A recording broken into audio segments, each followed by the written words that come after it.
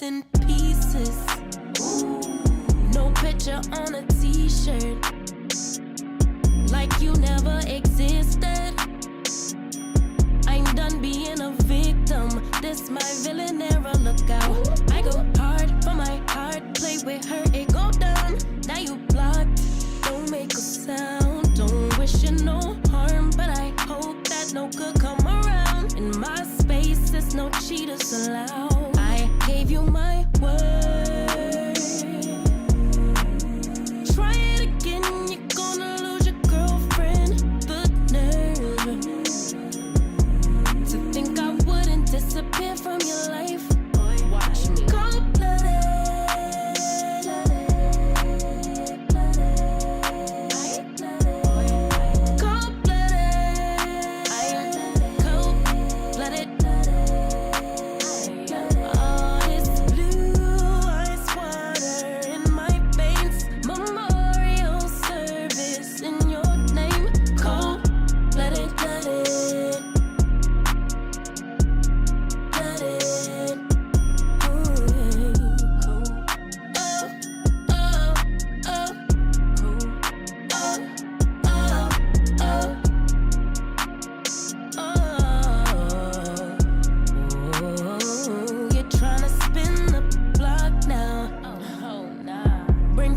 To my job now. Oh, you realize what you lost now. I've been pressure never stop now, but I'm way too good at goodbyes. Bet you thought grass was green on that other side. Guess what? I'ma help you decide. Tattooed on my tears, no, I swear that you won't catch me crying. Got no reasons left to rewind. I gave you my word. Try it again, I'll put you on a bench, do not disturb. To think I used to dream of being your wife. Cold-blooded. Boy, I'm cold-blooded. Cold-blooded. All this blue ice water in my veins. Memorial service in your name. Cold-blooded.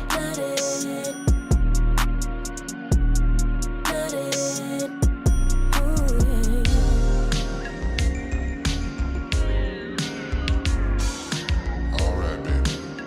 Y'all know the time. This wave is here. Back again with the power album. We here to bag you like groceries. 1 week, 2 shows in it. 1 bag, 2 in it. I ain't gotta lie to you. iPhone, new flows in it. Don't be tryna put your nose in it. I ain't gotta lie to you. New whip in it. It be hard not to speed in it. I ain't gotta lie to you. Talk with a lot of emphasis. Like me, only difference is I ain't gotta lie to you. I know you're gonna learn to love me. Cause I be pretty when it's ugly. I hit her with a Dougie. I told her, baby girl, you love me. But keep the gavel, don't judge me. I'm everywhere the sun be. I'm at the crib sitting comfy. I go bananas on the monkey. I turned it to a junkie. And all my from the country. But we be flying out the country. My pockets on chunky. Quarter ounce of the musty. Talking numbers with the trusty. I see you getting rusty. Busted baby looking busty. Heard them hating, that disgust me. Man, don't even discuss me. 1 week, 2 shows in it. 1 bag, 2 in it. I ain't gotta lie to you. iPhone, new flows in it. Don't be tryna put your nose in it. I ain't gotta lie to you. New whip in it. It be hard not to speed in it. I ain't gotta lie to you. Talk with a lot of emphasis. Like me, only difference is I ain't gotta lie to you. I know you're gonna learn to dig me. Cause I be poking at your kidney, your old history. I do my thing, it ain't no mystery. She gon' ride it like she miss me. I'm moving like a let's make a toast, I'm getting tipsy. I'm tryna do it like Hov, tryna do it like Nipsey. And with that drama, they could miss me. Blue commas on crispy, her underwear misty. Welcome to the only show bringing cops and the community together for some real talk and some real listening. This is uncut. This is uncensored. This is Black and Blue. live. Hey, Black and Blue fam. Hey, welcome to Black and Blue Live. This is, again, the live version of the Black and Blue podcast. My name is Dale. I'm the host, as you see right there. Where's my title? Right there. Yeah, it just went away. But hey, I am the host. Thank you for joining me. I appreciate each and every last one of you checking out the show. Hey, we got a good one here for you today. So everyone, please stay tuned. But before we get to that, hey, make sure you check us out because we are live on a number of platforms right now. We are live on Facebook, YouTube, Instagram, and Twitter, and LinkedIn as well. So, and today, like I said, Instagram, today is the first time I've tried out Instagram. We got a few viewers on there as well. So thank you for joining us on Instagram. Hey, it's Monday. Hope you guys are enjoying your Mondays. I'm off on Monday, so I can do this show. I haven't been doing the show as much lately. I apologize for that. I've been kind of emphasizing other things on the show, the recorded interviews that I do, and also the new Black and Blue review that I do with citizens, checking out body cam videos and kind of getting the citizens' perspective of what they see on the body cams and kind of mirror that up with what we in law enforcement see. But hey, that's for another time, another show. Let's get to today's show. I got a good one. We're going to talk about homicides and crime scene investigations with some very great guests here I got here for you. So without further ado, hey, let's get to it. All right, so my first guest here, we've got four good ones here for you today. The first guest here hails from Northern California. I'm down in Southern California. Everyone, please help us welcome to the show from San Jose Police Department, Lieutenant Ali Murray.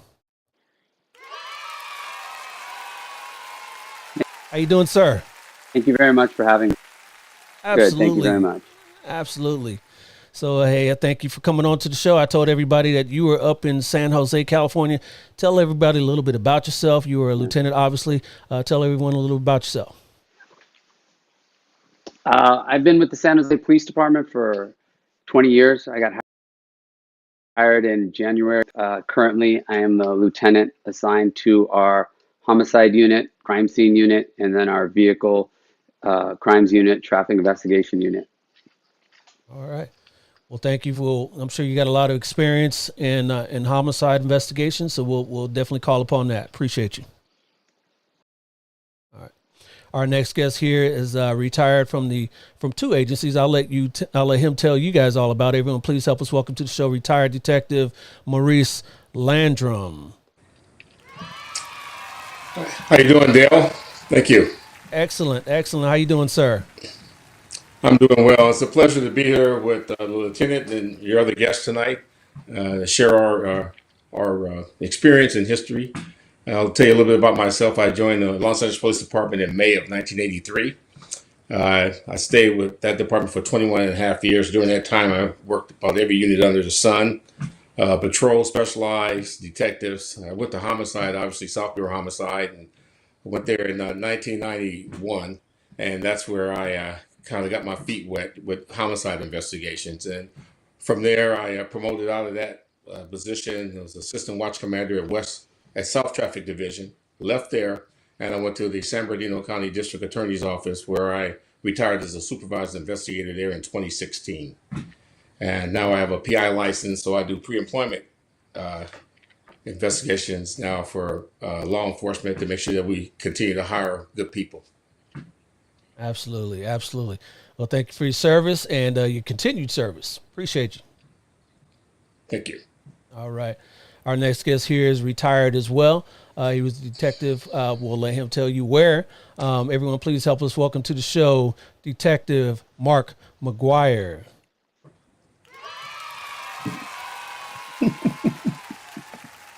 How you doing, sir? Thank you. I'm good, brother. Thank you, Dale, for having me. Welcome to all the guests that are here. Yes. I'm Mark McGuire, retired detective from Long Beach Police Department. I came on and I joined the police department in 1990 after a career in the music business. I was a professional drummer and background vocalist for the late, great Barry White. I toured with him and was with his company for about 10 years before I decided to get a job with benefits for my family. And it was always something I wanted to do, was to be a police officer as well. I am the son of Matt McGuire, who has 5 other sons. And out of the six of us, five of us were police officers all over the country. Um, in 1990, I retired from the music business and joined the Long Beach Police Department. It's the only department I applied for. I retired in August of 90 from music, and in February of 91, I started the Sheriff Academy. Graduated in 6 months and worked patrol for 2 years. Then went to gangs. I came on the police department kind of older, and as a teenager, I was a Los Angeles police explorer for about 6, 7 years. So I had a little bit of experience being around police officers, and I thank my dad for that. He always kept us around law enforcement and kept us out of trouble as well. So once I joined the police department, like I said, I was in patrol for 2 years, promoted to detectives. I worked violent crimes, juvenile. I worked a narcotics undercover. I worked a career criminal team undercover. And then in 94 gangs, where I stayed until 2000, I worked with my friend Derek, who was killed in the line of duty in April of 2000. And that was the month, ironically, I was promoted to homicide. I stayed in homicide until I retired. 15 years in homicide. And at the time I retired, um, the department recognized expert in homicide investigations, officer involved shootings, baby deaths. And I trained the recruits and citizens of the city of Long Beach, as well as other police officers throughout the state and country. I've traveled all over the country, all over the world, chasing crooks, and now I'm retired. Also, I was, there's like Maurice, I was different, a lot of different units. SWAT was one of them as well. Um, and like I said, I retired in 2015, and in '96, I started doing private investigations and personal security bodyguard work for the entertainment business and sports. And I worked for a few companies. I still do that part time. Although I'm retired, I work part time doing consultant work, security work, and help raise my grandkids. So life is good. Life is good. Life is good. And it's interesting. You said, you did some personal bodyguarding for entertainment and sports, and you've got the name that's ready for working sports, right? Mark McGuire. Yep. Yep. It What- used what- to help me get some pretty good rooms when I traveled. yeah. And it was like, oh, you're not, Mark McGuire is not black. Yeah, but this one is. Yeah. Hey, man, I appreciate your service, man. Appreciate you. Thank you. And last but certainly not least, we've got someone who hails from the great state of North Carolina. Everyone, please help us welcome to the show, CSI Rhonda Coyne.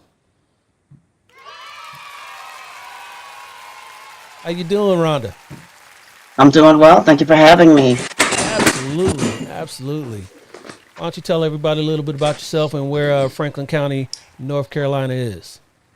Okay, Franklin County, North Carolina, borders the capital of North Carolina being Raleigh, and that county is Wake County. So we are to the east of Wake County. So I've been in law enforcement since 2005, so 18 years in. Started off on patrol. So I have walked the beat. The agency before Franklin County, I worked there 6 years and became their detective, working everything from break-ins all the way up to homicides. And now with the sheriff's office, I came on with them in 2014 to go directly to the crime scene unit. So that was my end-all, be-all goal with regard to the careers to be in a crime scene. Nice, nice. Hey, I appreciate your service as well. And hey, everybody, this is our panel. So, hey, let's get to it. All right, ladies and gentlemen, this is our panel. And today's subject, like I said in the intro, is to catch a killer, look at homicide investigations. That includes cold cases and crime scene investigations. So we'll talk about that. But hey, before we get to that, we've got a lot of people that are joining on. I want to acknowledge as well. So let's get these people on. We got we got here Nina Ross on YouTube says good evening, everybody. Appreciate that. She also says Mark. So somebody knows Mark there. All right. And we got the Paula Lee that says Rhonda. So thank that there. We've also got Rhonda Griffin says yay. Appreciate that. And we've got a Martha Gray that says Rhonda, that's my niece. We got some family members here. Also, Anthony Griffin says Mayberry. And we've got a few people here. William Lee says Rhonda Lee Coyne.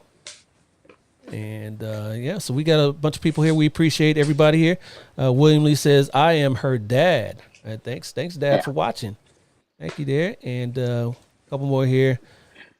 All right, appreciate you from Ellen Nathan. Good evening. Yeah, Rhonda. All right, so we will get those up as they come along, and hopefully you guys have some good questions for our panelists here today. We kind of talked about in your intros what everyone did, to join their respective agencies and what their progression was to get into homicide. Let's kind of talk about that a little bit further, because usually homicides and crime scene investigations and cold cases and things of that nature are, the pinnacle of investigations in a department. We've got, other units are just as important, property crimes and things of that nature. I personally work ICAC, that's Internet Crimes Against Children investigations, which is obviously something that every agency values as well as, crimes like sexual assaults and things of that nature. But, homicides, that usually takes a lot of training and a lot of tenacity and persistence there as well. So let's talk about how you guys got to those positions and what drew you to those positions. Anybody can jump in there. Well, for me, go ahead, Mark. For me, thank you. For me, my progression in the homicide happened when I was working gangs. I was working gang enforcement section, and at the time I worked gangs, our gang unit worked field enforcement. We did it all. Our unit was a be all do all unit where we would work patrol functions, contacting the gangsters. We would handle the active shootings that occurred in the evenings or whenever they occurred. We had, I think, 3 teams or 2 teams, morning and afternoon. And we would work the case from the street all the way to the courtroom. So we'd catch the case, we clean the case, investigate it, do the surveillance, write the warrants, present the case to the DAs, and then sit as the investigating officer if and when they came to trial. So for me, it was the greatest training as a police officer that I got, because I learned how to investigate a case from its inception all the way into the conclusion of the case. And while doing that in gangs, we had a lot of gang crime in the 90s into the mid 2000s in Long Beach. So as the county of LA goes, gang crime was out of control. So as were our homicides. So I always wanted to help our people, the communities. I live in Long Beach, and I've lived here for probably 30 years or more. And so I lived in the community I worked, and I wanted to continue my career into homicide. And that's how I got there, from gangs. And all the other details that I worked helped me become a better homicide detective. Yeah, Long Beach is, an infamous city, thanks to, Snoop and Warren G and Nate Dogg and all. We all know about Long Beach all the way from here to Maine. Everyone knows about, has heard of Long Beach. So we appreciate your service over there. Thank you. Yeah, Mark, I started off working gangs, and actually I worked a lot of specialized units. As gangs were the main thing, and back in LA's jurisdiction, you had Watts, Southeast, 77th, and Harbor Division, and so you always had these warring fashions of Crips and Bloods or different Hispanic gangs, and sometimes it was black on black crime, brown on brown crime, or black on brown crime. In any event, I went to West Bureau Crash, and just like Mark's path, from there we handled any gang-related shooting that occurred in West Bureau. So I don't care what time of day it started, we handle this. We'll roll out, we'll do the crime scene, do the interviews. We'll file the cases, get warrants, serve search warrants, and sit in there as an IO on the case like that. I left there, went to Southwest, transferred into Southwest. Right away they scooped me up in a specialized unit, special problems unit. I got promoted to a FTO there. I was the only FTO in the unit there. They didn't allow that, but I was the only FTO in the unit there with a brand new P1. I worked there for a while. Went to our detectives there. They brought me back here on loan. Now I worked the drive-by shooting team, and working that as just a police officer, but as a detective trainee, I had some great partners. We solved like the first 11 shootings, the whodunits, back there. Then we were working, and I took off for Halloween. I remember telling you the story, Dale. I took off for Halloween because I want to take my kids out. And so that night, two of my partners got in a shooting, and they killed a guy around SC. And so I came back so they were off for a week. They came back on November 6th, and I'm working, and we're out going around, and I get in the shooting. So at that time, the lieutenant was like, "Hey, Mo, you go work robbery. I mean, shootings were good. You go work robbery, you go work this and that." And so we did that. Then eventually I went to South Bureau Homicide, that's like the pinnacle for LAPD besides RHD, where you want to work homicide at. And I went there, and I had a great time. I had a Lieutenant Robledo was running it. We had 72 detectives in South Bureau Homicide, so we had centralized. And my specialty was gains, obviously. I was a black Keystone gain expert, or rolling 30s, rolling 40s. But they sent me all my homicides I was catching were in Southeast. I was like, what's up with that? But anyway, we worked that, and homicide is the most horrendous crime you can commit, and we leave no stones unturned when it comes to homicide. We'll go to the ends of the earth. There's, have gun, will travel. Yeah, homicide is the ultimate crime, and most agencies will spare no expense to bring those killers to justice. Right. Right. Yep. Absolutely. Yep. I'll give a little bit of. I took it. Oh, sorry. Go ahead, please. No, go ahead, Rhonda. I'll give a little bit of my background. How did I end up in homicide? I will answer it this way. When you work for a county that's not going to be as big as LA, you don't get asked. You get thrown into it. So you're going to everything from a break-in to a homicide. All of our crime scene units are trained on everything from property crimes on up to homicides. So we all end up with our hands in all kinds of cases. We don't get to choose. When you're the one on call, you're the one dispatched, you go, you respond. Yep. Absolutely. And LT, you were going to jump in there real quick too. San Jose, we're obviously not as big as LA, but we still have specialized units where we can have full-time detectives for robbery, full-time detectives for sexual assault, full-time detectives for homicide, gangs. And so my background coming in was a little unique, similar to these fine men here and women, is that operations. So that 14 years doing things along those lines. And it wasn't until I promoted to sergeant that I actually went to the bureau, and that's when I started in sexual assaults as a sergeant there. And that was a short stint till I got moved over to homicide. But for me, it was all about the progressions of your career, level things, the street level investigations, but all of the next level investigations, like Maurice said, all the stones left unturned, all the social media warrants, all of the things that incorporate a homicide investigation. It's a saying we have, is that when we do a homicide investigation, we don't just prove who did it, prove who have done it. And when you take an investigation to that extent, you really go through every bit of evidence that comes out. And even if it's a wild goose chase that somebody calls in, you still run it down. And so that's really how I got to where I got now. I spent a couple years up there as a sergeant, then I promoted out. And then they brought me back just under 2 years ago as a commander.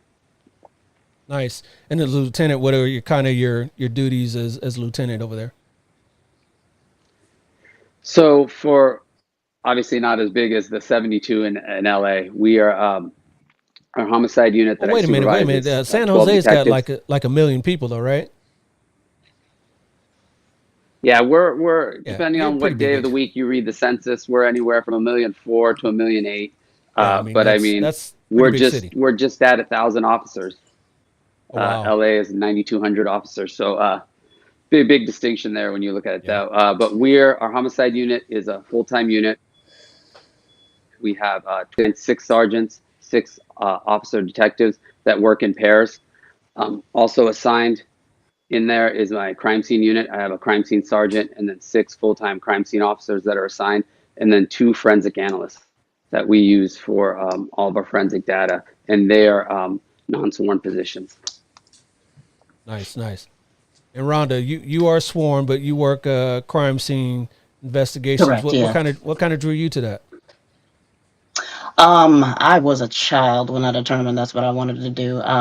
My mother, strangely enough, bought a fingerprint kit, a child's fingerprint kit, for me when I was 10 or 11, and that sewed it up for me. I knew from that point forward that's what I was going to be a part of. That's what I wanted to do. And so I thankfully get to devote all of my time and attention to that. I have the opportunity to, recently, having been promoted to a corporal, to run the crime scene unit for the Franklin County Sheriff's Office. So Now, are your crime scene investigators, are they typically sworn like you are, or are you just the only sworn one everybody's there? sworn, yeah. Oh, wow. Everybody except for our evidence technician. The evidence technician is a non-sworn position, but everybody else in the unit is sworn. Okay. And all the other agencies, San Jose, LAPD, and Long Beach, is typically non-sworn positions, civilians. Yes. Yes. Our crime scene officers are sworn. Oh wow. Okay. Yeah. All of Long our Beach crime used to scene have officers are sworn officers. Yeah. Nice. Nice. Nice. Yeah. Yeah. My Just our department, they're all. scientific investigation division. Yeah. Because a lot of people want to get into crime scene investigations. I've seen LAPD actually put out some things recently where they're recruiting people in the scientific investigation division. I think they were firearms. I saw a little ad on that, and they were doing a whole bunch of other ads recruiting for those positions as well. So, people can participate in law enforcement. They don't necessarily have to be cops. You can all be part of this solution, right? That's correct. Yeah, absolutely. Absolutely. It's a team effort. So LT, now you look like you got on the headphones in the set there. Look like you about to call the Monday Night Football game there. We can't hear you, so you'll probably have to log off and log back on now with your new setup there, and we'll keep the conversation going until you get back. But hey, guys, talk about a case. I know Maurice, you talked about a couple cases already. Talk about a case that was really interesting, that was hard to work. You had to go to extraordinary lengths to solve the case. Maybe it was a long-standing case. Talk about something interesting for our viewers, and so they can get a sense of what it takes to investigate a homicide. Well, I have my first case that I handled was perfect. It was the last day of the LA riots. So it was May 28th, 1992. There was a 15-year-old white female named Michelle Helford, and she was hanging out on 98th Street with her friend, another female by the name of Patty Mendoza. At some point in time, she went across the street and she participated in a spin the bottle thing with 3 gangsters. During that time, she was down on the spin the bottle thing. She was down to her panties, and then the 2 of the suspects went in the bedroom, and then she wanted to follow them in to see what's going on. So next thing you know, it's an all-on rape. They started beating her with a .380 semi-automatic pistol in the face, and they ended up raping her. So after the rape was over, all 3 of my primary suspects armed themselves, a .45, a 9mm, and a .380. And this was during the dusk to dawn curfew in Los Angeles. They walked her westbound down 98th Street until they got between 98th and 97th Street, and just east of Broadway in an alley, a north-south alley. And that's where they shot her 7 times and killed her. So obviously, Southeast Patrol Division responded. The shots occurred at about 1 o'clock in the morning, and shots are so frequent there in North and Southeast, unfortunately, No one responded until that morning, where the people that lived in the home that faced the alley right there noticed her down, and so that's when they called. So LAPD gets there, they cordon off the area, started canvassing the area for witnesses and evidence. They notify South Bureau of Homicide. We respond. My partner and I. My partner at the time was a guy by the name of Chuck Hawley. We get there. I'm starting my crime scene investigation, seeing what we got, and I noticed that her panties are stuffed in the back of her pants. So that tells me obviously that there are probably a sexual assault of some type. A little 7-year-old girl is on the crime scene outside the tape. She goes, "Hey, sir," she goes, "You want to know where that lady lives?" I go, "Yeah, you know where she lives at?" So 7-year-old girl directed me down the street uh, to a location. So I got down there and I'm interviewing this Patty Mendoza, who's a witness. As I'm talking to her, I don't know it that day, but two of my murder suspects are in the next yard looking at me. My third murder suspect comes up, Corey Lloyd. He walks up the street, and Patty says, "Hey, did you see Michelle?" He goes, "Hey, last time I saw Michelle was at 7 p.m. and she asked for a cigarette." And that's actually my third suspect. So while the other detectives were canvassing on 97th Street, there was a window that faced the alley. There was a female in there. She said she saw the suspects, and she described them as two male Hispanics and one male black. But she said that they were from Carnales and they had CXL tattooed on their neck. And so we started to run with that, just like the lieutenant said, Mark said, and also Rhonda, we leave no stones unturned. You follow every alibi, you chase it down. So we contacted Cal Gaines during that time, and we got a list of all the gang members for Carnales. This was back in the day. You can't use no more anyway. You can't. Well, I mean, you can't use no more anyway. So anyway, back then you could use it anyway. Moving past that. So anyway, we started to go out and we started. So we determined that there was only two male blacks in the gang. All right. So one was he was doing community service work. He was working for Caltrans. So we eliminated him. He didn't have a tattoo. The other guy was in Kansas City. So prior to leaving Kansas City, we had a former LAPD explorer that was a gang member in Carnales that my partner had was talking to, and this kid was giving us some information about the gang and stuff. So anyway, we flew to Kansas City, and we determined that we eliminated the guy there because he had been there. He had an alibi and he was there, so he didn't commit the murder. While we're there, the informant gets shot and killed in an unrelated drive-by shooting at 99th and Normandy. So we get back. The informant, also his uncle, was a Los Angeles police officer, and he was a good guy. He was clean, but things just happened. So at the internment site, my partner and I are in a SID van, scientific investigation van, with a photographer, and we're photographing all the gang members at the funeral at the internment site because we're trying to see who's who in the zoo.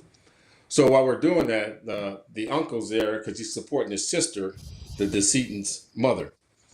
And so my partner and I, we're in there with shotguns, and we're saying, "Hey, man, if this goes south, dude, we're going to have to get out of the car and take care of some business." In any event, as the gangsters start getting in the car, we see them with different guns, and that's the sheriff's area. So we start calling in. The sheriff start picking these guys off. Well, in the meantime, this is day 59, and Mark and the lieutenant know what I'm talking about. If you don't solve a murder in the first 60 days, you got this penalty paper you got to write. Day 59, I get a call, and it's a guy named Sosa, and he used to be an LAPD explorer. He's now a real estate agent. He tells me, "Hey, I'm trying to sell this house on 98th Street for this lady, Mrs. Rodriguez, and she said her daughter, Patty Mendoza, knows who did this murder."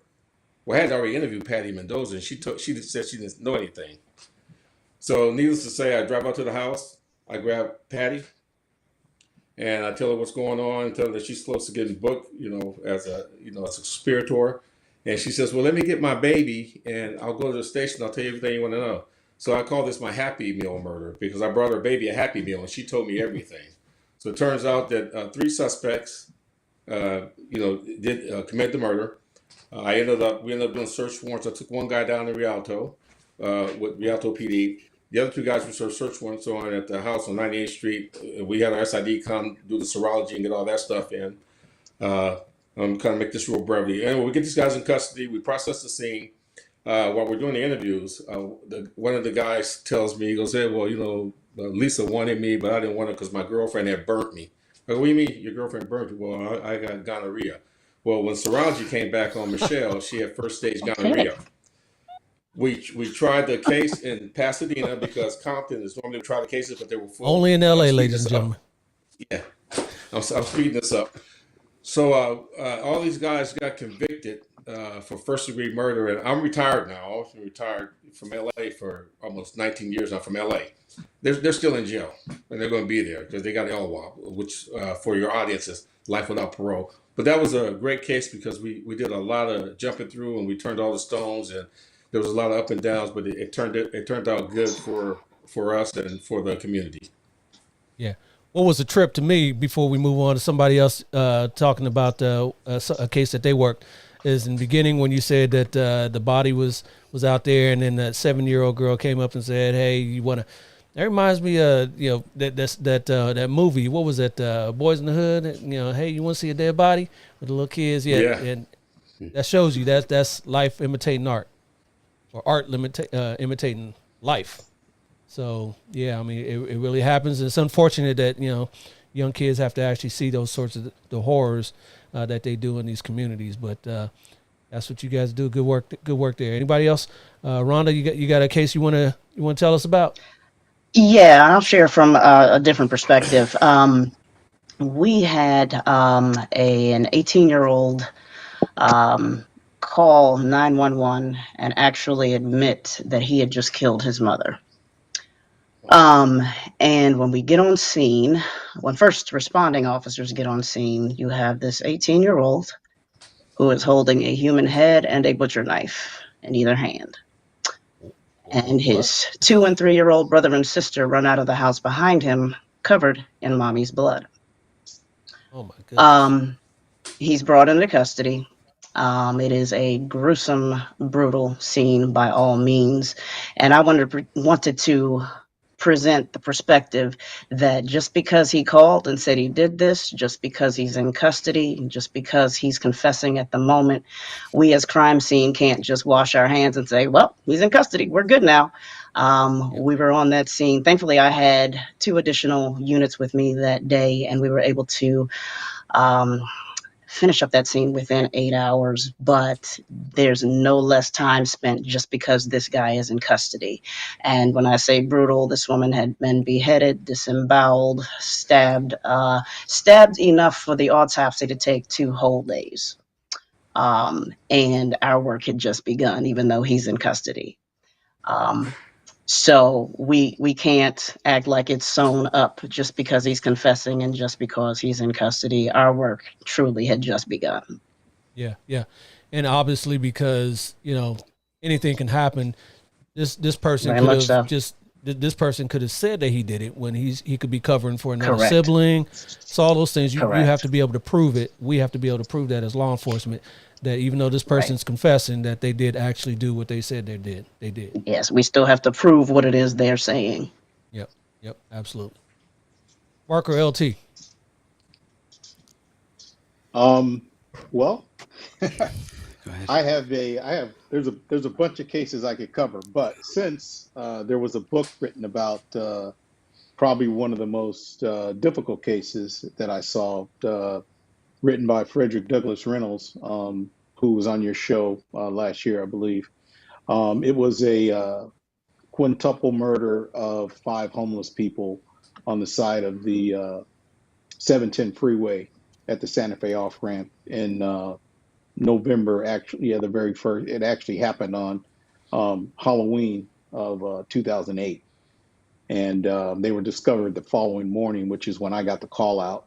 I'm going to briefly tell you about it because, like I said, there's a book called Saint Bloodbath that was written by Frederick Douglass Reynolds that tells you about the whole case. But I'm going to briefly tell you about it. It was discovered by Highway Patrol. They get the call. Highway Patrol goes out there. It's their encampment is on the side of the freeway. It was a whodunit. They were all executed. 5 all five of them. There was one intended victim and four potential witnesses, and that's why all five of them were killed. This same suspect killed another person in Lake Los Angeles, Lancaster area 2 months after that, which we didn't discover for another 2 years. So I get the call out.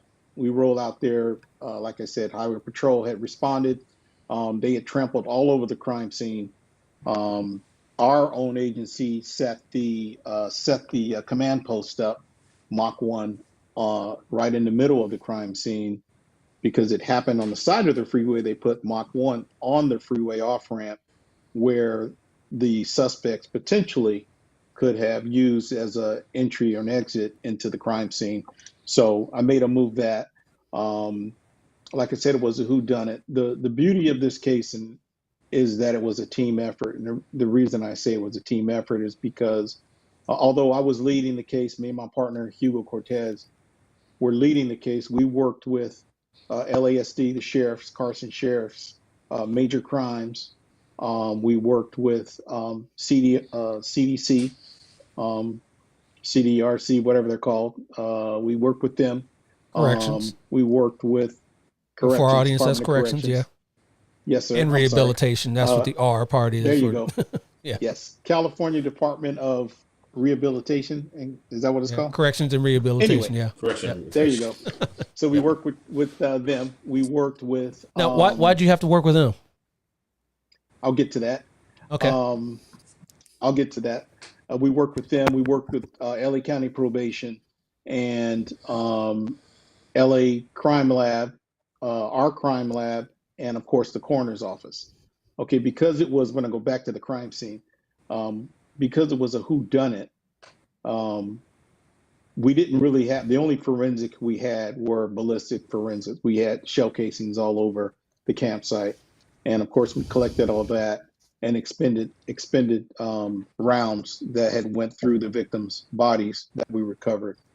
Because it was there were 5 victims in our crime scene, LA County Coroner's Office at the time, now it's called the Medical Examiner's Office, they called out their mass casualty unit. So we did the preliminary autopsies at the crime scene. And from there, we could tell, how they were killed, where they were shot. And we processed the scene. It took us maybe a day and a half to process that entire scene, to collect the forensics, as well as to collect the victim's property, because we had to collect the victim's property and put that in found property until we identified them officially and contact their family members. So the investigation didn't really start for another day and a half or so after we did our crime scene. And we had nothing. All we had was people in the neighborhood hearing multiple gunshots.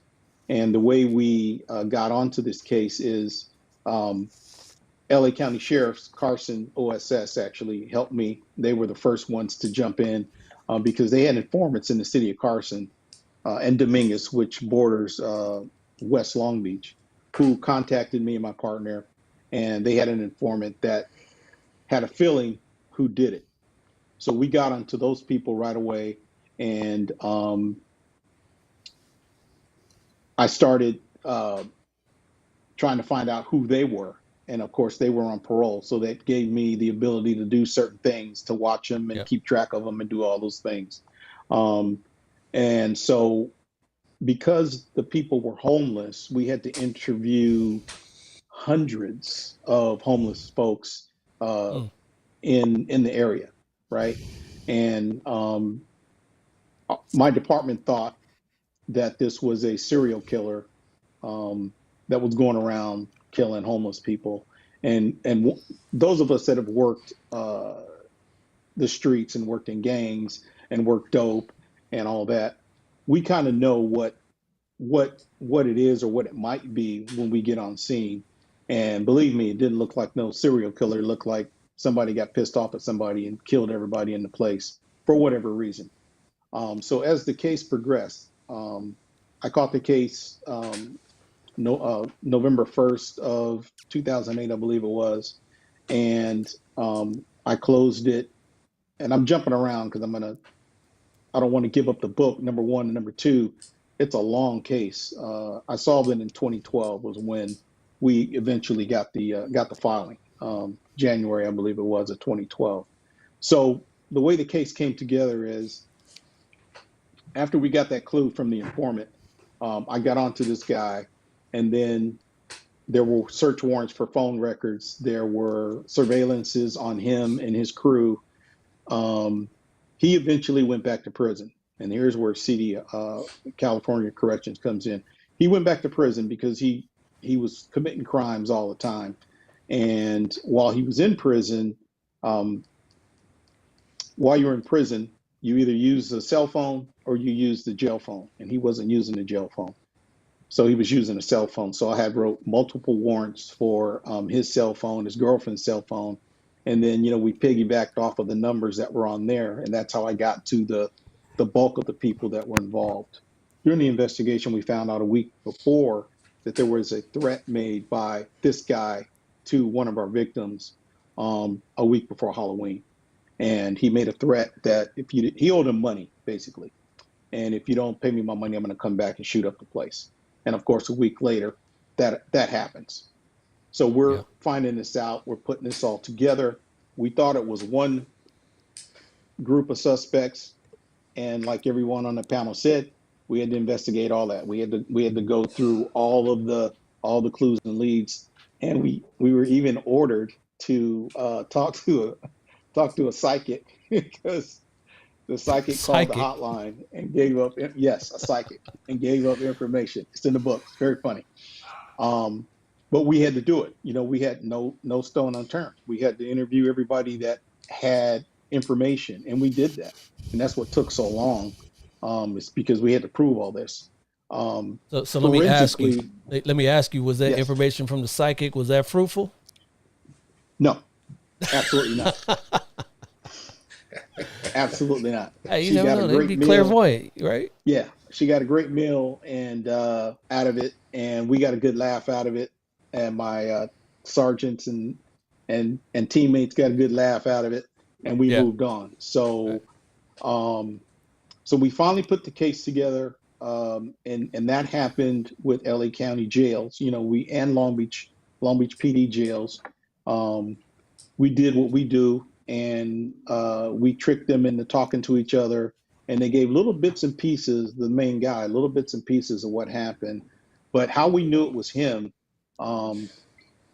was he was communicating with his baby's mama, and he said some things in their communications, and I'm telling it to you like this because I want you to go out and buy this book. I want you to go out and buy St. Bloodbath, and you can find out how all this came together. Yeah. But, when you get done, hold that up for the screen again when you get done with that. He was they were talking about it, but they weren't talking about it, but we knew they were talking about it. And so once we tightened the screws, wrote all these warrants, it came together.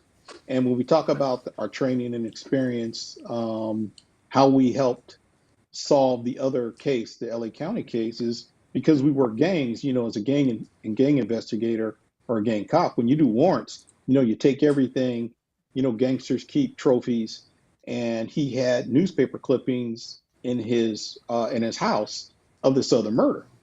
And of course, being a former gang cop, me and my partner were former gang cops. We kept it. And when we were interviewing the girlfriend, when we got done with our case, we went into this case and said, "Hey, what's the deal with this?" And of course, she gave it up, and it was this other murder where he had killed this other kid.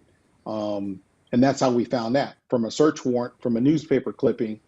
And then when he was locked up, when the crook was locked up, what happened is when he was in prison for another case, another potential shooting case, I ordered him down to LA County, and I'm going to say it like this: we monitored him while he was in there, and we were able to find out exactly what he did and how he did everything. And that's how the case eventually got solved. And that's why I said it like that, was because St. Bloodbath, all right, Amazon.com, Barnes and Noble, written by Frederick Douglass Reynolds. All right. It's a great book. It's an award-winning book. Tells you Yes. step by step how we did it, all the ins and outs, all the political drama that we as cops go through, homicide cops. You know, we're trying to solve the case. The administrators are trying to make it look like something it's not, or you know, they get involved because of the politics of it. We don't care Yeah. about all that. We're trying to We'll solve do. a case. You know what I mean? And Absolutely. so anyway, that was the most difficult case Yep. All right. in my career as a homicide detective, Good just deal. because of how long it took, how many agencies were involved, how many witnesses were involved.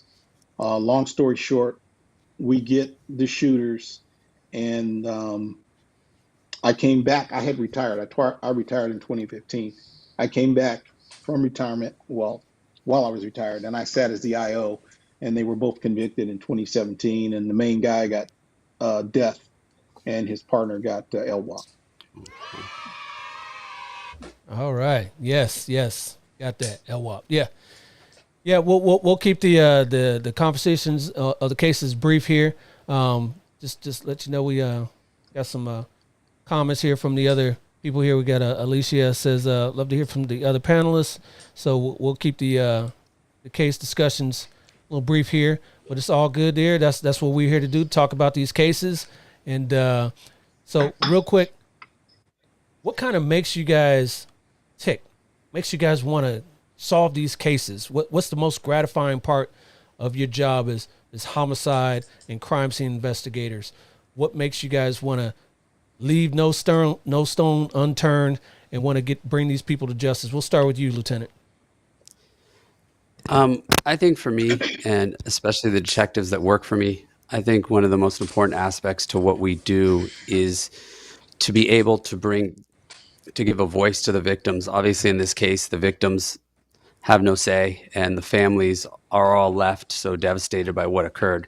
So a lot of times you get these cases, and some are like she talked about, where somebody comes out with a head and it's solved right there. And then other ones are just lots and lots of work. And so when you look at the amount of trauma that the families go to, and then you put together your case with the amount of work you put into it, and then you bring it all together, the most gratifying part is being able to, for me, was to make that phone call to the victims' families and say, hey, before you see the newspaper article or before you see the news, we want to let you know we found the person responsible. And just to hear their reaction, the emotions they let out, and the feelings, it's like a special moment. And I think that's something that we get to share with the families of our victims, because there's nothing we can do to bring back their loved ones, but we're able to humanize ourselves and humanize what they're going through, their traumas. And I think it's really a special moment for me, that part of it. Yeah, absolutely. Rhonda. You know, I concur with the lieutenant. Oh, go ahead, Rhonda. For me, closure and justice, and also being assured that this person doesn't remain on the streets continuing to victimize additional people. The faster we can get them prosecuted and put away, the fewer victims we have in the end. Because once a crime is committed, I've not known any of these criminals to stop. I don't. I've not known people who actively victimize others to say, I think I'll be a better person today. I've never seen that happen. It's few and far between. It's quite rare, and I don't need additional people victimized because we didn't do our jobs to make sure they stay away. For sure on that point. Yep. You going to say, Maurice? Well, I was concurring with what the lieutenant and also Rhonda. You know, one of our responsibilities is as peace officers is to make sure the community is safe and reduce the fear and incidence of crime. And so when you got murder suspects out there, you want to make sure you take them off. And like you said, there's nothing more gratifying, because it's like a jigsaw puzzle when you first get there. You're putting things together. The body is telling you what happened to it. That is your evidence right there, the body. And so they're telling you what's going on. And you know, this happened to me. You go to the coroner's office, you sit there for the pulse, you gather your evidence, you know, and like I said, you find out what kind of type and caliber it is and what he got going, and get a story about the victim, and then you go out and you solve it and stuff. And probably my greatest pleasure is being able to tell the family we got the guy or we got the gal, and they're in custody and stuff, and our case is put together solid. And so that, and then going to court and a jury trial, because we all know how that is back then, and especially in '92 when I tried that case I told you guys about. That was right after the Rodney King thing, and we, we had detectives that had almost like videotape shootings, and they were getting suspects were getting found not guilty. And I know you guys remember those kind of things, and it was just really because they jumped on Rodney King. So they were, and then I was going on my case. It was a solid case, and we had did our thing, and they got found guilty of conspiracy to commit murder and first degree murder. But it's just interesting how jurors are. You never know what's going to happen. So it's always great to put together a solid case and do your best when you're out there and making sure that you got all the loose ends tied up. And as the lieutenant mentioned earlier, you run down every alibi. So, and I always use this example. I actually interview guys. I go, hey man, if you tell me you were on the planet Zuron, you were having problems with your oxygen tank, we're going to go up there and find out, man. And we would. We want to make sure we want to run down every single alibi you have to make sure that that you have no comeback. One other quick thing with crime scenes, capturing the area, which is very important. A lot of times you get to a crime scene and you're door knocking and stuff, and so I should make sure the officers, if they door knock, say 123 Main Street, and nobody answers the door, I make sure they put that down there, time and everything, because a lot of times you'll arrest a suspect and his family members live there. Then all of a sudden, oh well, we were there, nobody knocked on our door. Yeah, we did. We got Officer so and so knocked on your door. At this time, you never answered the door, so you kill alibis, and that's what it's all about. Yeah, absolutely. And before we move on, I got a good comment here on YouTube from a Big Mark Collins that says catching them is integral, but they sometimes get a revolving door regarding the current stance on crime in the courts, and murders are convicted but still get released. What do you guys think about that? You guys thinking that I think murder is probably one of the, even though we're in California, is probably one of the still and Rhonda, I'm sure, is one of those crimes that still get prosecuted to the fullest extent of the law. Would you say that? I've actually seen some that do not, because the court is a different animal. You could have done everything you were supposed to do on scene, have every rights form in place, every search warrant in place, and depending on the court climate, the political climate, etc., I've seen people that clearly were guilty of first-degree murder and have it pled to second-degree murder, and they're out in 15 years. So unfortunately, I have seen that revolving door, and I know those who are free that should not be free, and I'm just waiting to see their names in the headline again, unfortunately. Yep. Well, a What lot about of you, times What do you think about that? it's a shell game a lot of times, because a lot of times suspects they'll stall going to court. You'll get guys sitting inside county jail for 3 or 4 years, Yes. and they're doing that on purpose Yes. because now you don't have your witnesses. So the DA doesn't have a big choice. So now they'll get to court, and the the defendant announces ready, and the DA's they got to work out a deal. Unfortunately, that's how it happens a lot of times. It's not. Yeah. It's not good, but things like that happen. So COVID didn't help either.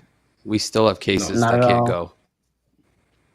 Yeah, that's unfortunate too. Let's see, we got another comment here.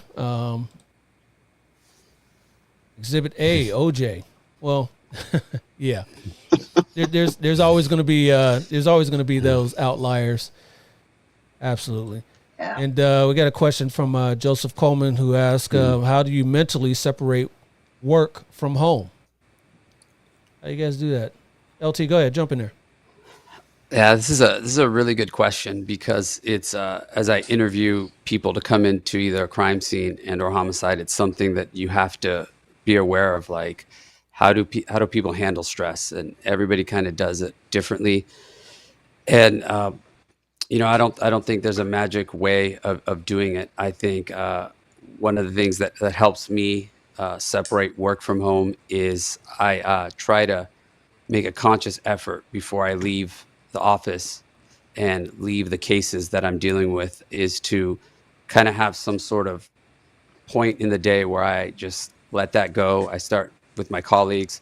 We address everything that needs to be addressed, and then I kind of let it go to come home, take some breaths in the car before I go inside and just understand that my family is completely separated from what I'm doing at work, and to try to be present there with them. And sometimes it's going to the gym for a run before I come home. Sometimes it's just coming home, taking the dog for a walk, and just doing something to clear my head.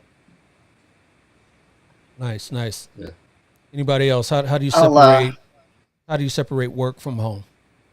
Go ahead, I'll Ron. contribute to that as well. Initially, in my first few years of the field, I was not great at that, I'll be honest. But it has to be a conscious effort. It's not something that's just going to happen. So, if and when something comes on television that is jarring, that reminds me of a scene, it's time to change that channel. Also, have a hobby, have a pastime. I enjoy sports, playing, watching, etc.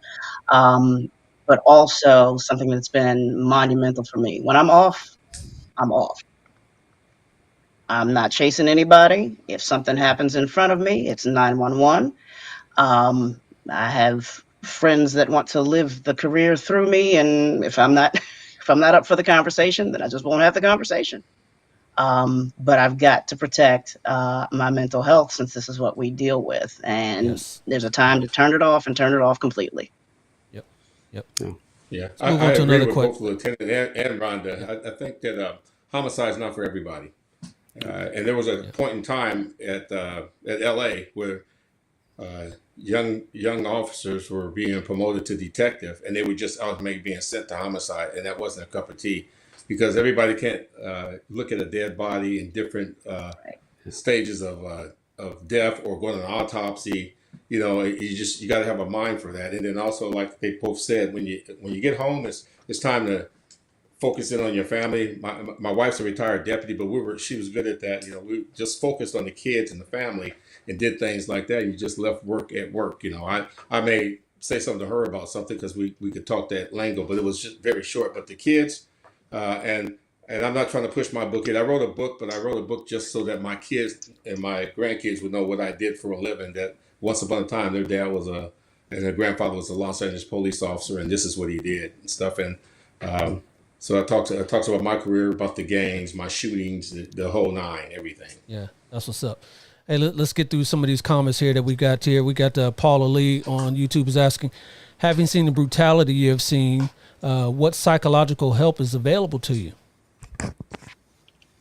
Everybody jump in there. Go ahead, LT. So Well, at LA, they have behavioral please. sciences. So if somebody is not feeling, you know, if you spot a problem, and a lot of times officers try to, and I'm being real here, they'll try to drown it in drinking and go. I was never that guy, but a lot of people will go out and they'll drink and they'll try to, you know, work it that way, or they'll start eating bad. What the lieutenant said and what Rhonda says is very important. You know, exercising, you know, keep yourself fit. Surrounding when you get home, don't watch a Murder She Wrote or something like that. Just, you know, watch something, a Disney movie or something like that. But that's important. You can see a decline of some people, and it's time to, you know, you would nudge a Very much lieutenant so. or your partner. Hey, man, you need to check yourself. Yep. LT, you were going to say? I think the biggest change, and I'm sure the two retired detectives will tell you, the stigma has changed a lot in our profession over the last 5 or 6 years, where when I started in 2003, which isn't very long compared to everybody else here, but you didn't talk about any of that stuff. You went to a scene, and like the detective said, you would go with your friends and maybe have a drink and try and forget about it.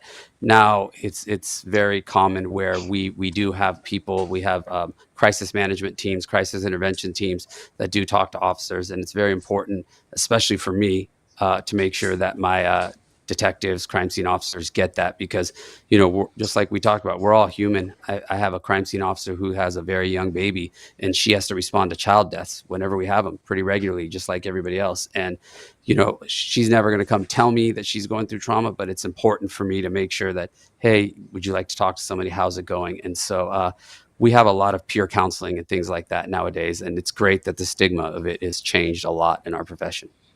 Nice. Candace Pegram asked, best leadership quality when supervising homicide and crime scenes. I guess that's more of a Let's see statement. here. Best leadership quality. Yeah, I guess that's more of a statement, but Sounds like you guys have some of those leadership qualities when supervising. Well, let me put it this way: how do you manage a crime scene when you're supervising homicides? Even as a lead detective or as a supervisor, like you are, LT. How do you manage who's doing what, what's going where? Make sure things aren't trampled through, like Mark, you said earlier on that freeway case. How do you manage all of that? Well, I think I everything think starts off with a crime scene times. log. Crime Crime scene scene log log, is yeah. like number Old one. school crime scene That's log, yeah. number one. And then you wanna find out, delegate who's doing what in the zoo. You want to make sure that everything goes to the crime scene officer to keeping the log and check the FIs, make sure that the officers or whoever scanned their names on it, and then you delegate. Hey, I need so and so to do this. You want to get your first responder statements. That's important. You want to find out the first on the scene. What did you do? Where'd you step? Where'd you go? What'd you see? Who'd you talk to? You're looking for evidence. Also, your supervisor, the first supervisor that responds there, that takes over the scene. You want to make sure that you get a statement from him. So you want to have all these things locked up, and then from there you can start delegating, or you can find out, okay, these are the resources I need. I'm gonna need this. I'm gonna need that. And that's how you get it started. Yep. Let me ask you For guys. me, Let me ask you guys real quick.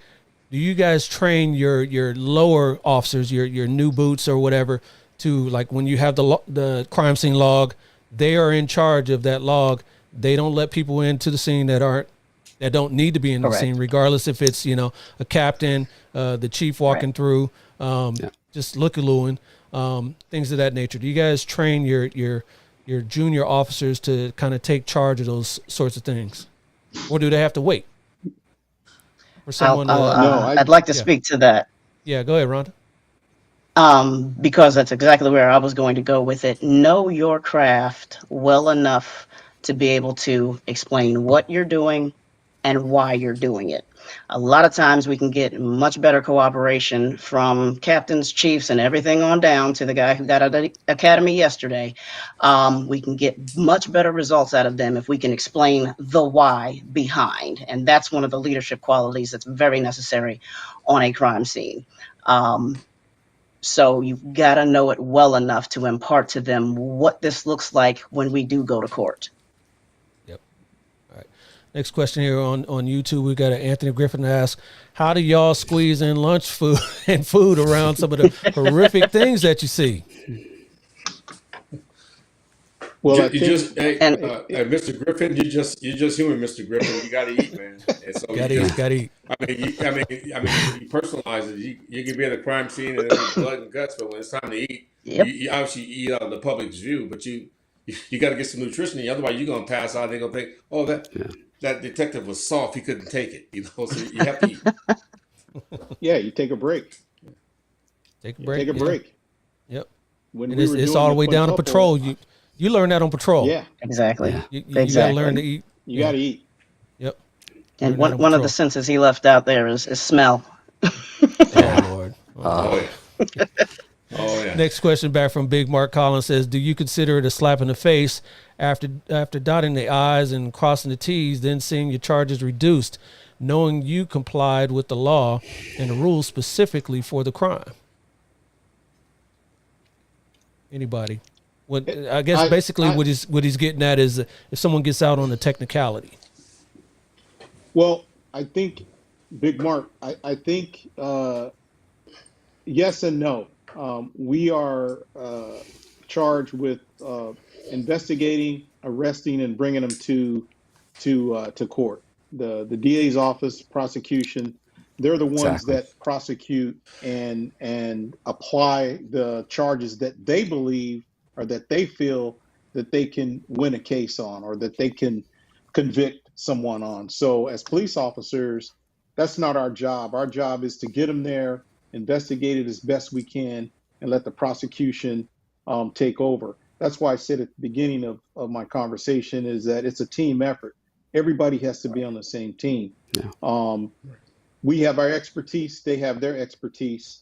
And unfortunately, sometimes, cops are hard charging, DAs are hard charging, but then that pendulum swings back the other way. So, yes, in the face sometimes when the person who arrests and hopefully convict the punishment that you desire, but it's what the prosecutor's office, that's what they can get out of the case. And also there's mitigating circumstances that we as police officers may not be aware of, that's not shared with us, where the deals come in.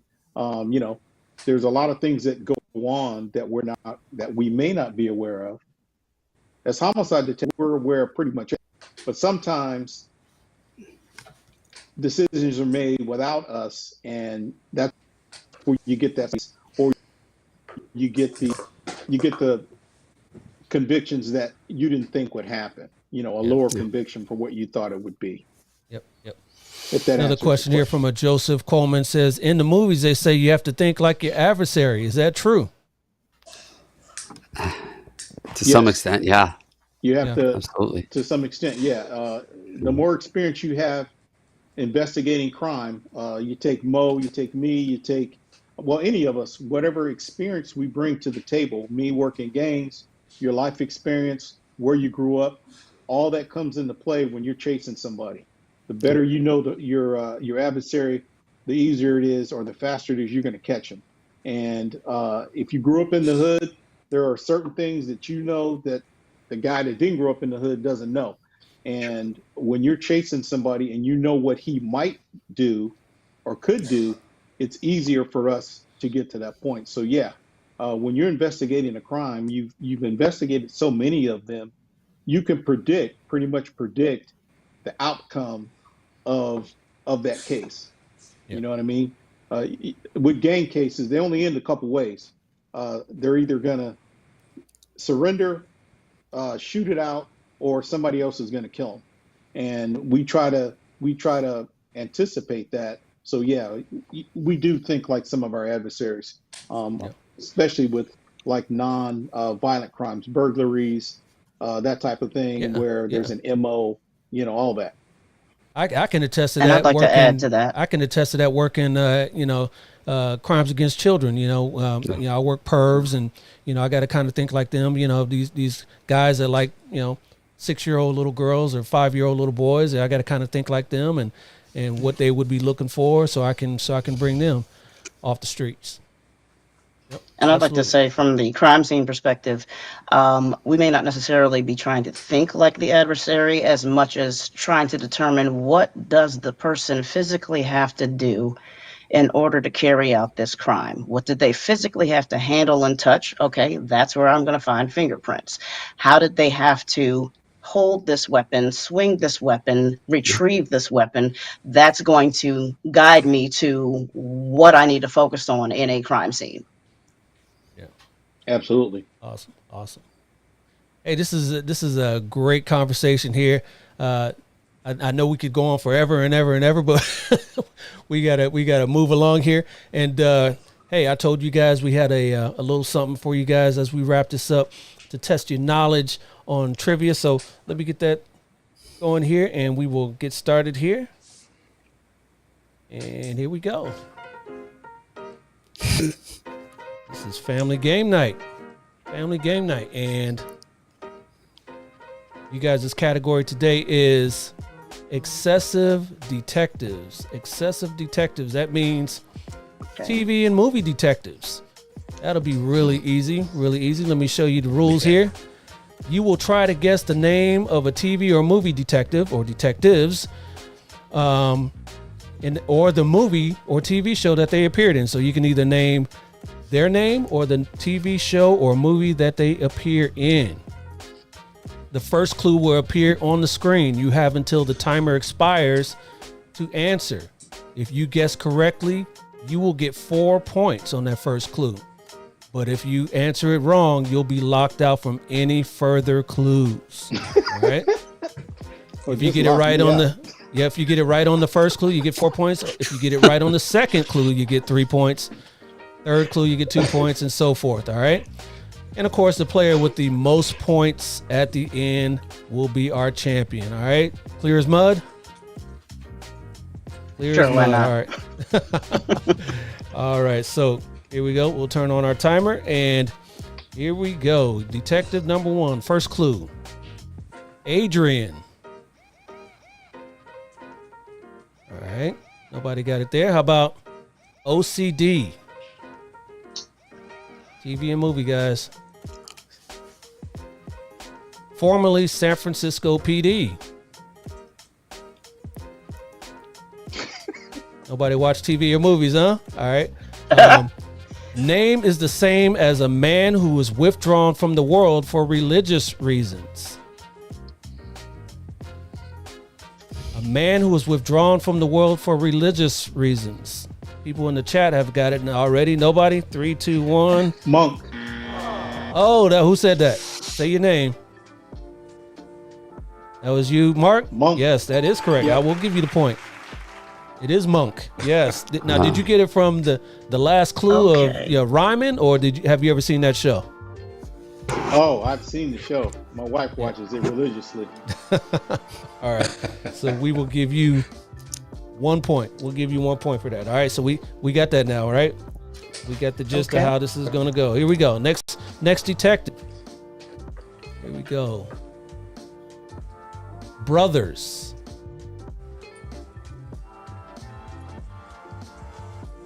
Adapted from series of novels. Hardy Boys. Say your name, but that is correct. Yes, Nice. Rhonda. it is. It is the Hardy Boys, and then that would be next one would be Sean Cassidy, Okay. and often teamed up with fellow detective Nancy. Yes, that would be the Hardy Boys. You got that in 2, so we will give you. Wow. There you go. Oh, you got that in. Yep. So you got 3, and Mark's got 1. Here we go. Next clue.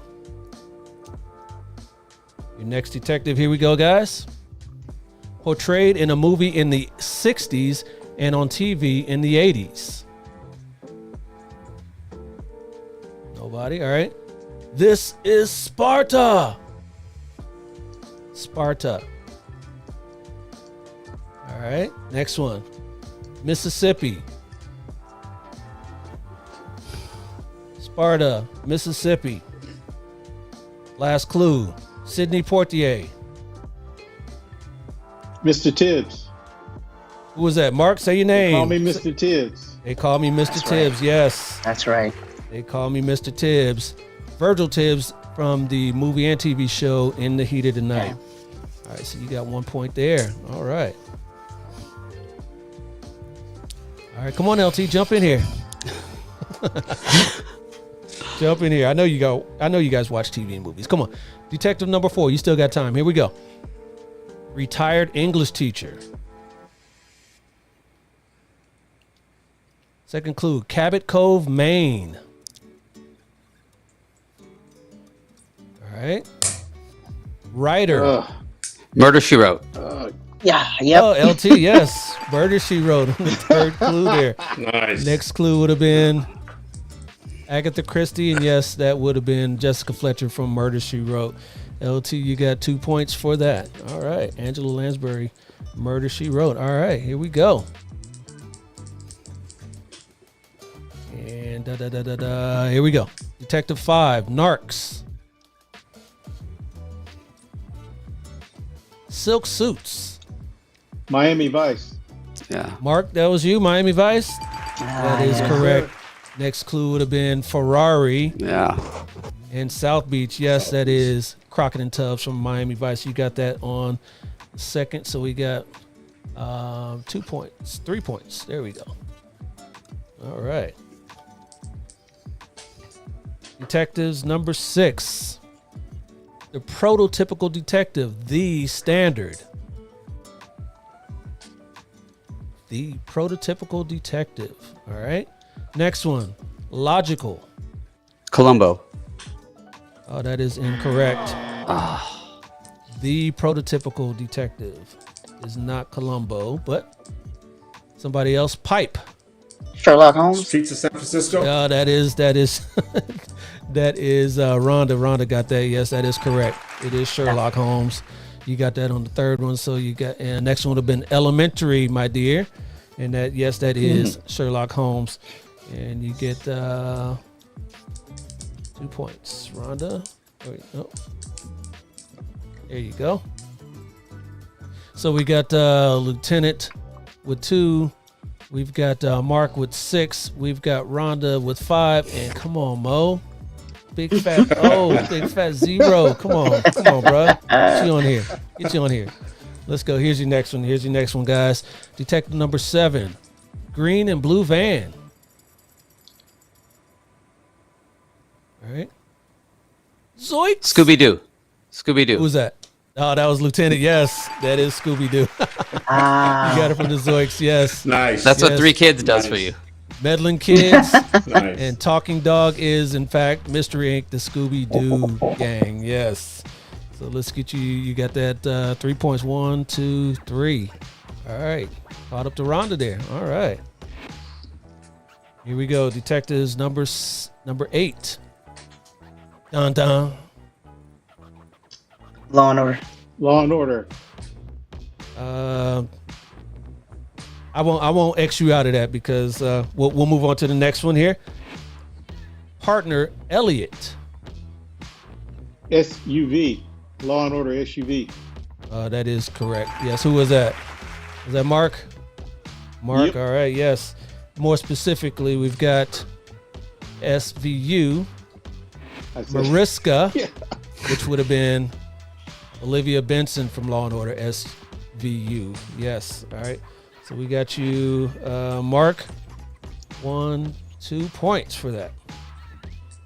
Actually, 3 points. You got that in the second guess. Yeah. All right. Cool. Here we go. Almost done here. So come on, Mo. Get on the board. Oh. Here we go. I've been trying. Baltimore. All right. It's either The Wire or Homicide, Life on the Street. Crossroads. Who said that? What? What'd you say? Life on the Streets? That is correct. Yes. Next clue would have been last name rhymes with Wimbledon. Pimbleton. Andre Brower, who played Frank Pimbleton Homicide. from Homicide, Life on the Street. Yes. Nice. Absolutely. Yep. You got that in 2 guesses, so you get 3 points. 1, 2, 3. Man, he's cleaning up. So Marcus got 12. LT He's and retired. Rhonda. He's got time for all these shows. Exactly. Right. Apparently Exactly. I don't. Yeah, apparently somebody does it. Yeah. LT and Rhonda tied with 5, and Mo, big fat O. Come on, man. At least get on the board before we close this out. Come on, guys. Those honeydews, man. Is that what it is? All right, I'll let you tell. Yeah.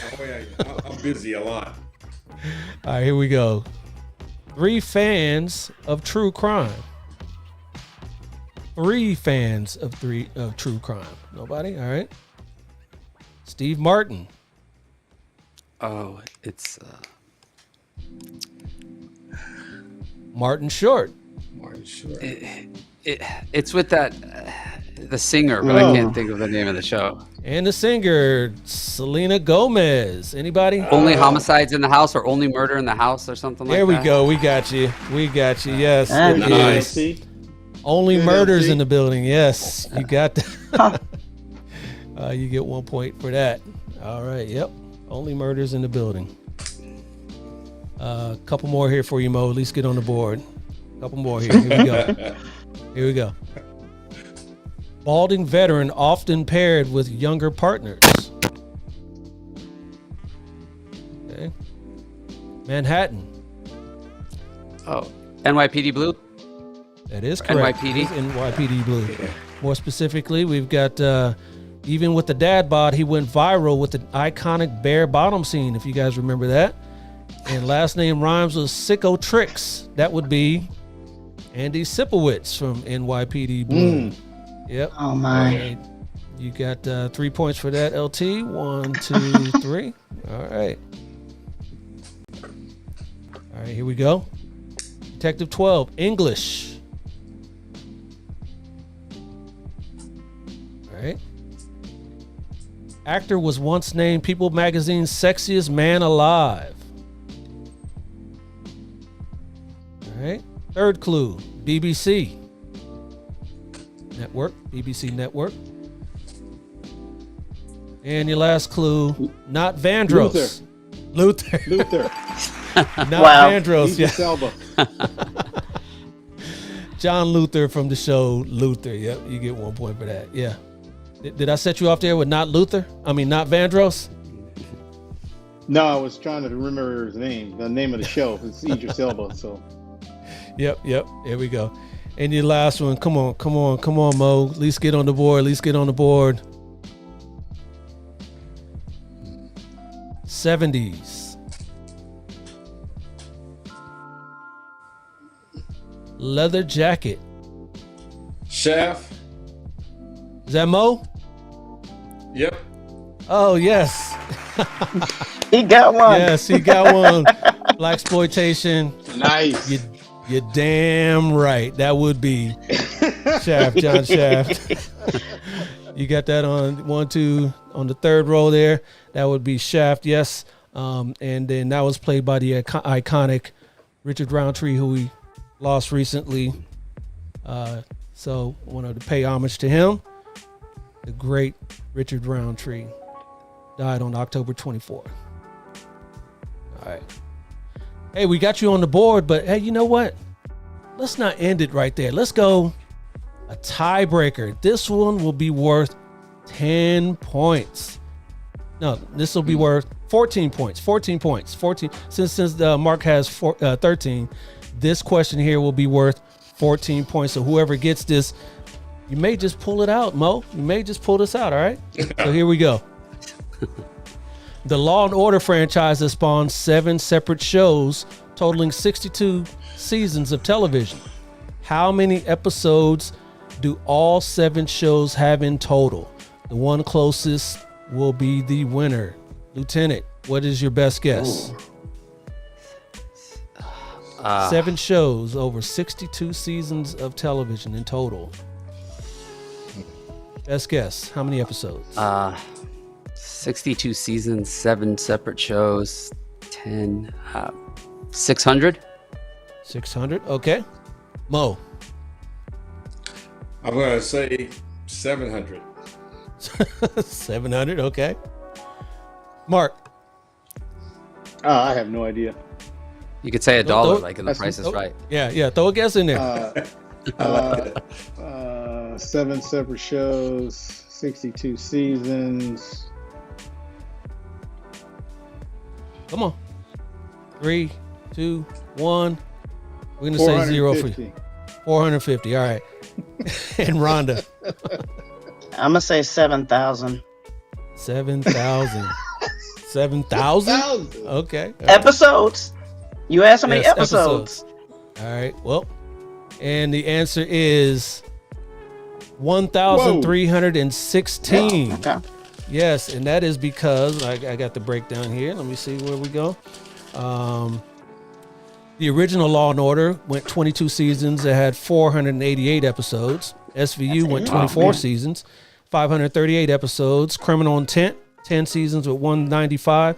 But we had a couple one-season ones. I don't know if you guys remember Trial by Jury that went only 1 season, 13 episodes. Law and Order LA, I don't know if you guys remember that, only went 1 season for 22. Law and Order True Crime only went 1 season with 8 episodes. And Organized Crime has gone 3 seasons with 52. And let's see who got that. Who got closest there? We got where's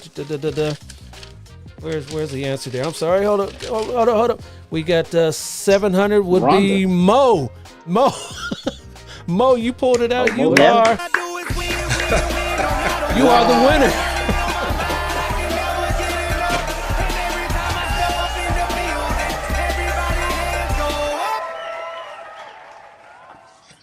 Wow, you came from behind. Nice. Came from behind This is my to book. pull it out, huh? All right. Well, I appreciate it. I gave that to you though, but yeah, it's all good. I appreciate it. I needed it. Hey, yes. Before I get you out of here, let's get you some closing thoughts, real quick. Congratulations, congrats everybody from a Dreadhead King, and Brandon says that he won, but yeah, exactly. Let's get you some closing thoughts before we get you out of here, Lieutenant. First of all, thank you very much for having me. I really appreciated being on the panel. It's got be in a room with actually a lot of greatness from the people and all these agencies and all the work they do. Especially Rhonda, I can attest to supervising homicide and crime scene, and I think the crime scene officer has such a harder time than the detective. But right now we talk about recruiting and jobs and people not staying in this profession, but really the things I tell my friends and younger officers is at the end of the day, every party you go to, all anybody wants to talk about are your stories. When your grandkids are on your lap, they don't ask about servers and software. They ask about the jobs and the things you did and the medals you have and the things that made you who you are. And I think that should be something that should always remain in people's minds when they think about how honorable this profession is. Thank you. Absolutely. Love it. Love it. Mo. And I'd just like to say that I want to thank everybody on the panel tonight as well. It was a great panel, and being out of the game now for a couple of years and putting all that time in, it's a very honorable profession. Everybody on this panel has a story, has a book in them. They just need to bring it out. And I want to thank all of them for their service, and I also want to thank the community for also partnership with us to help solve these crimes. This is my book right here. It's called Gangsters, Narcotic Homicide, Protecting a Thin Blue Line. And I wrote this during COVID, and this is a true story. There's no fluff in it. This is about everything that I went through.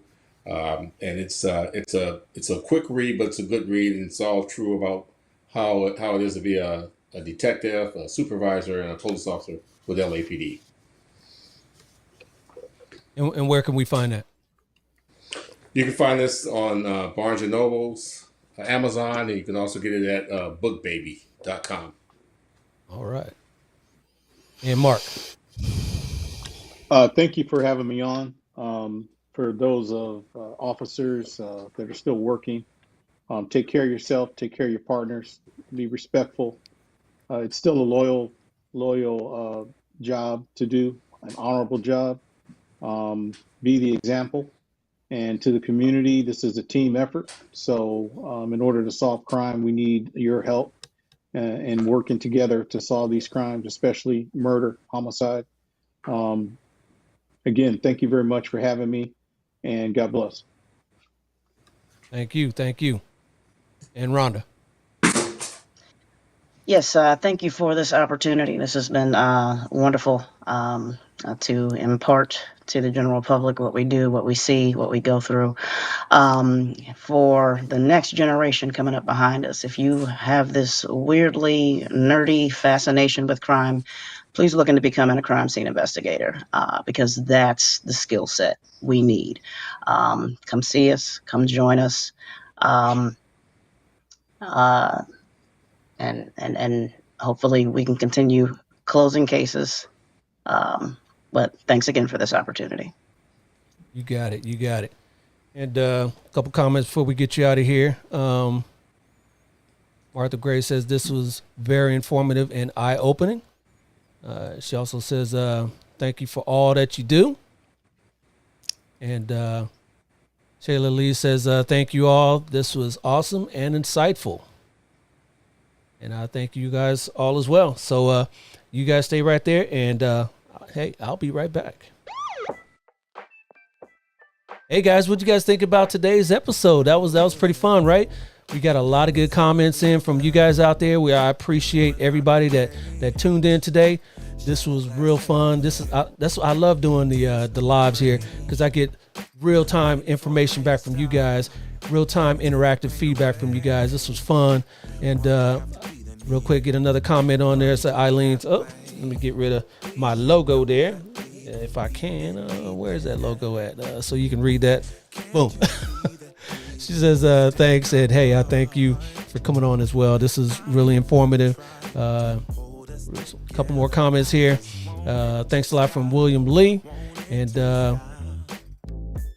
Marie Lett says, awesome show. Thank you for all your service. I thank you guys for tuning in. Like, share, subscribe to the Black and Blue Podcast on YouTube. Till next time, I'll see you. And I am out. Peace. Is this over? Is this over? Is this over? Can this be over now?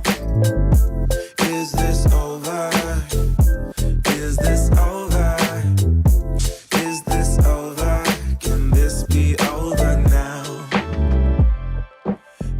I surrender. I can't take it anymore.